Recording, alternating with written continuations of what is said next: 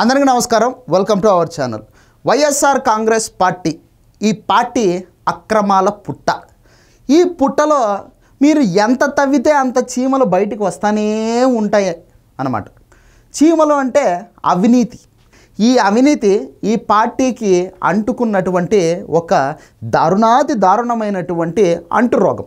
స్వతహాగా ఆ పార్టీని ఏర్పాటు చేసిందే అవినీతిపరుడైనటువంటి జగన్మోహన్ రెడ్డి.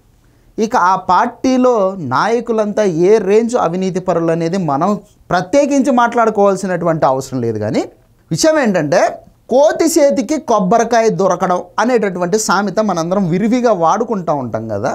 అట్లా వీళ్ళ చేతికి 2019లో అధికారం అయితే ఇచ్చారు ఆంధ్రప్రదేశ్ ప్రజలు.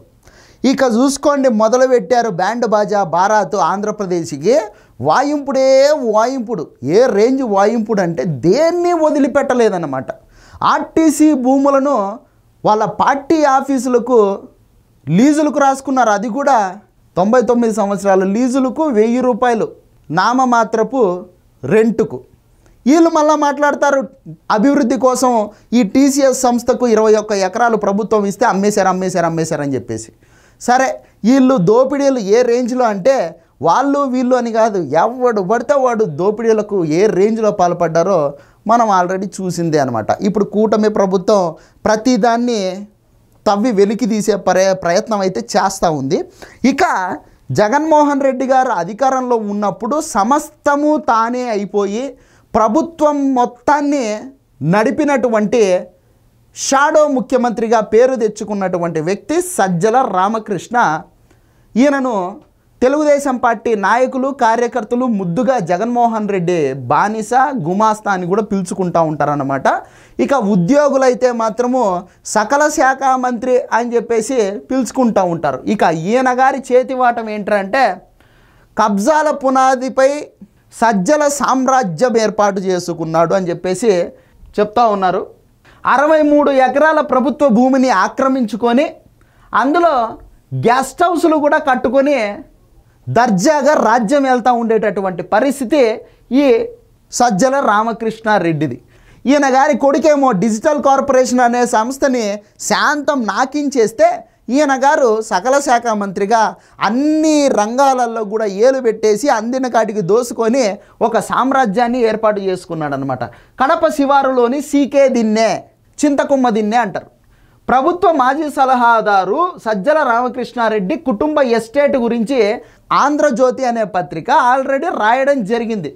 తర్వాత దాని మీద ఎంక్వైరీ చేస్తే అది నిజమని కూడా తేలింది అని చెప్పేసి ఆంధ్రజ్యోతి వాళ్ళు క్రెడిట్ తీసుకునేటటువంటి ప్రయత్నం చేశారు. కోట్లాది రూపాయలు విలువ చేసేటటువంటి 63 ఎకరాల ప్రభుత్వ భూములను ఈ ఎస్టేట్లోకి కలిపేసుకున్నారు.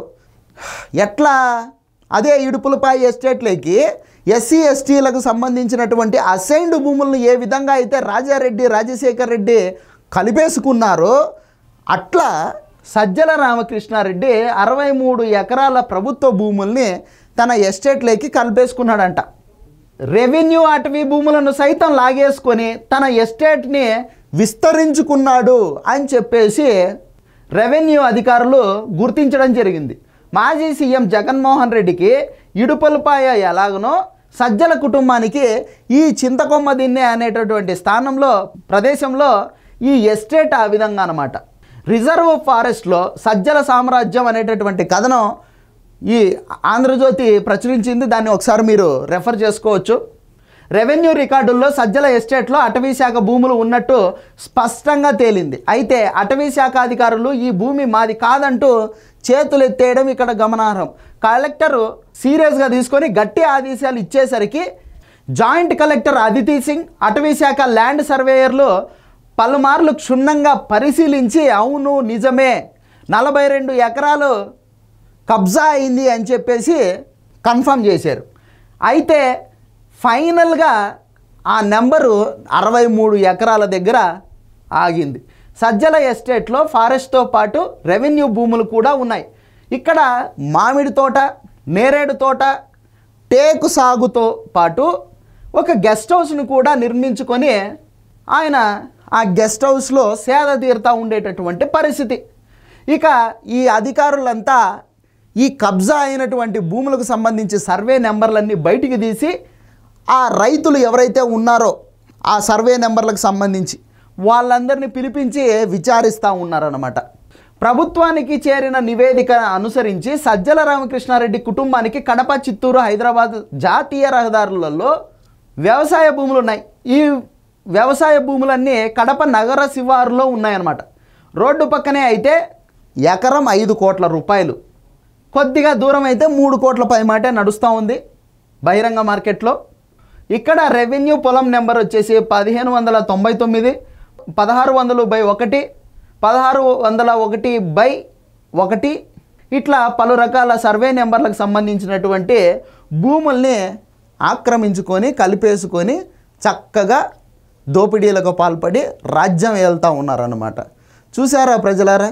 ఆయన గారేమో వచ్చి రోడ్ల మీద పాదయాత్రలు చేశాడని, ముద్దుల యాత్రలు చేశాడని, ఓదార్పు యాత్రలు చేశాడని, ఆయన యొక్క చరిత్ర తెలిసి కూడా అవన్నీ పక్కన పెట్టి ఏదో రాజశేఖర్ రెడ్డి కొడుకు అని చెప్పేసి మీరు ఓట్లేసిన పాపానికి ఇట్లా ఇష్టం వచ్చినట్టు ఆయన దోసుకోవడమే కాకుండా ఆయన దగ్గర ఉన్నటువంటి గుమాస్తాలు, పనోళ్ళు, పని మనుషులు, ఇంట్లో పాయకానాలలో గడిగేటోళ్ళను కూడా ముందర పెట్టి ఏ విధంగా దోపిడీలకు పాల్పడ్డారో ఇవన్నీ తెలుసుకోవాలి మీరు. రాజశేఖర్ రెడ్డే పెద్ద దోపిడీదారుడు అంటే రాజశేఖర్ రెడ్డిని ఒక 4-5 దఫాలు మిక్సీలో వేసి గ్రైండర్లో వేసి గ్రైండ్ చేస్తే వచ్చినటువంటి పదార్థమే జగన్మోహన్ రెడ్డి. అంత అవినీతి జగన్మోహన్ రెడ్డి చుట్టూ ఉంటుందన్నమాట. సో అటువంటి వ్యక్తిని పరిపాలకుడుగా మనం ఎన్నుకుంటే ఇన్ని దరిద్రాలు, దారుణాలు జరుగుతూ ఉంటాయి. సో ఇకనైనా కానీ ప్రజలు కొంచెం కాన్షియస్తో ఉండి ఇటువంటి అవినీతి పరులకు మళ్ళీ అవకాశం అనేది ఇవ్వకుండా ఆంధ్రప్రదేశ్ రాష్ట్రాన్ని మీ స్వంత భూములను, ఆస్తులను, కుటుంబాలను అన్నిటినీ కాపాడుకునేదానికి ఒక్క ఓటు, ఆ ఓటు ఒక్కటి ఆయనకు వేయకపోతే చాలు, ఇంకా మిగతావన్నీ బాగుంటాయి. ఇది వీడియో. ఈ వీడియో నచ్చితే లైక్ చేయండి, సబ్స్క్రైబ్ చేయండి, షేర్ చేయడం మాత్రం మర్చిపోదు. Thank you.